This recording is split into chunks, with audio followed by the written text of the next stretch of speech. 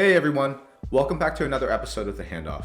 In this video, I'm going to talk through 7 things that you can do to gain experience without a full-time job. So let's get into it. So over the last few months of 2021, as well as over 2020, we've seen a lot of companies put a freeze on hiring due to the uncertainty of the pandemic. Even within the field of design, there's a lot fewer full-time jobs available, and especially for those that are coming out of a boot camp or trying to get their first job in the field, it's even harder for those people as well. So the following tips are curated from a team of junior, mid-level, and senior designers, and not all of these tips are going to work for you, but I'm hoping that you can at least give them a try, and some of them will work for you because some of these techniques are actually the way that I got my foot in the door when I first started out in the field of design. So let's talk about 1, volunteering for organizations. Not everyone has the privilege or the freedom to volunteer for organizations, especially if you have other things to consider, such as your financial health, making sure that you're taking care of your friends, your family. But volunteering for organizations is a really good way to actually get some of that real world work exposure and put that work on your portfolio. So there's a lot of organizations out there that match designers with other organizations or companies in need, and some of them include Help with COVID, Volunteer Match, Catch a Fire, as well as AIGA's Design for Good resources. So one note I want to make clear is that if a company is asking you to do work for them for free and they're calling it volunteer work, but the company itself is making a profit on the work that you're doing and it's not qualified as a nonprofit organization, that's not called volunteer work. That's called unpaid labor, and it's unfair for those that are trying to get their foot in the door, mainly because these companies are taking advantage of people who are currently in the job search. It's very opportunistic. So I definitely recommend looking for reputable organizations that are accredited nonprofit organizations or companies that you can volunteer your time for. So 2, another really good way to gain experience is through design-a-thons or hackathons. And these design-a-thons or hackathons are essentially 24-hour to 48 hours typically, and they bring together a lot of designers, developers, people who are interested in the field of technology or some sort of emerging field such as healthcare or some sort of problem that they're trying to solve. And within those 24 to 48 hours, you and your team, typically a team of 3 to 5, will try to come up with a solution that addresses a specific problem. This not only allows you to work in a team setting, but it also teaches you the skills of working collaboratively and bringing your skill of design into a cross-functional team. So there's a lot of design-a-thons and hackathons out there, but some of the most popular ones include college hackathons. So there's a lot of localized college hackathons that are specific to universities. Some of them include Hack MIT, RU Hacks, Con U Hacks, and Penn Apps. You have more localized hackathons, so if you live in more of a metropolitan area or around a city, typically a lot of the local colleges, local companies will come together and sponsor some sort of hackathon. You also have topic-based hackathons, so what we talked about in regards to healthcare, robotics, solving for sustainability. Some of these are more social good challenges, so being able to practice your skills in more of a setting that applies your skills to a specific localized problem. You have company-sponsored hackathons, so for example, Figma sponsored Camp Figma.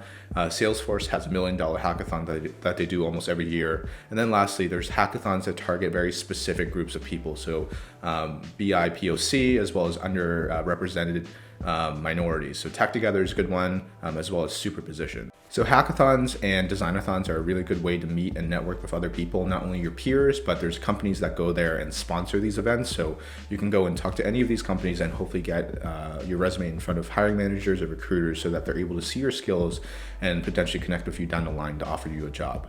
So if you want to find other hackathons, I've dropped a lot of links down below in the description box, but you can search for Angel Hack, DevPost, and Major League Hacking, which are 3 of the biggest organizations for sponsoring hackathons and design-a-thons. So 3, you can redesign an existing product. So when I first started out in the field of design, there was an app that I used called JetFit, and it was this workout app. And for the longest time, I knew that there were some usability issues associated with it, but I had never really kind of dug into them. And just because I was getting into the field of design at the time, I knew some of the principles and ultimately decided to write a case study that applied my knowledge in the field of UX to some of the issues that I was identifying as I was using this app. So I came up with a case study for it, published it on my portfolio, and a bit down the line, the founder of the app actually reached out to me and asked me to do a bit of consulting work for them. So that was a really good way to get my foot in the door. If you're thinking about redesigning a product or you use a product and you know that there are some sort of quirks with it, that's a really good way to gain some of that experience. So 4, join a local community and connect with others. The field of design is really collaborative, and if you're not talking to other designers in the field, especially if you're looking for your first job, you're missing out. And that's because talking to other designers who've been in your shoes, they can give you a lot of recommendations on how to get your portfolio, get your case study, get your resume, get your interviewing techniques to a point where you're able to land that first job. So there's a lot of great online communities and organizations that you can join. Some of these include ADP List, which is Amazing Design People List. You also have Design Buddies, which is on Discord. There's UX Mastery, which is on Slack, and there's a lot more, and I'll drop all of those links down below in the description box. But there's also localized communities that you can search for as well. So if you're interested specifically in UX writing or content design, if you're interested in accessibility, there's a lot of these localized design organizations and communities that you can get your foot in as well. So definitely search on Google for them. If you have questions, feel free to drop a comment down below and ask where's the best place to find XYZ community, and hopefully someone in the comments will reach out to you if not me. So 5, another really good way to gain experience is to do online design challenges. So there's a lot of these out there, but ultimately what these are is you'll be presented with some sort of prompt that relates back to the work that you'll actually be doing as a full-time designer and trying to design some sort of solution that addresses it. So some of these are for practicing your technical skills. So for example, daily UI is one of those challenges that allows you to practice your UI design skills.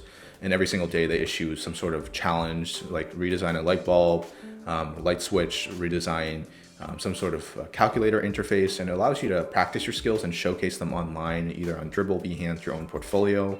But there's also more product design UX challenges, which are more drawn out and some of the things that you would probably see in some sort of whiteboarding or design case study. So for example, some of these include UX challenge, product design challenges, weekly product design challenges, and Adobe XD creative challenges. And I'll drop links to all of those down below. But this is a really good way to turn a challenge that someone else has created for you into a case study. So 6, for some of you self-starters out there, one of the best ways to gain experience is to join a remote team or build a remote team and work together. So if you know other developers, other designers, other product managers, people who are starting to get their foot in the door, one of the best ways to work together is to practice your skills collaboratively. And one way to do that is to look for other designers, developers on maybe forums, on Facebook, on boot camps, people who have recently graduated, on LinkedIn, and ask them if they want to practice their skills together. So as a designer, you're able to come up with the research, drive that process of design, and hand some of those designs off to development who can actually build it. This way, it's more of a symbiotic relationship. You're able to practice your skills, they're able to practice their skills, and ultimately you might have a great project to come up with. So another point I want to add here is that if you're not able to build your own team, there's a lot of great organizations out there that pair you with other designers, developers, and I'll drop some of those links down below. But open source software is a really good way to do that, mainly because there are typically a lot of more experienced developers and designers who are willing to help you and coach you while also contributing to open source software, which is great. So 7, one of the best ways to gain experience is to do actual work for clients. So this is not exactly the same as a full-time job, but it does require you to have some of the skills of managing clients. And that whole world is really daunting for someone who's new to both the field of design as well as to the field of managing clients or being able to manage your own personal time. But one of the best places and the best ways to gain some of this experience is to search some of these freelance platforms such as AngelList, TopToll, or Upwork, or even Fiverr, and being able to message clients and offer your services. This typically requires you to have some sort of previous work that you can show, so having some sort of portfolio or at least PDFs or screenshots of the work that you've done and being able to sell yourself. So it's a lot of skills in one, but this is really rewarding because not only do you get paid for your time and your work, but you're also able to come up typically with some sort of case study that you can put back on your portfolio so that when you apply to full-time jobs, you'll have that experience already. So one last note I'm going to make here is that you don't need to work for a company in order to gain experience.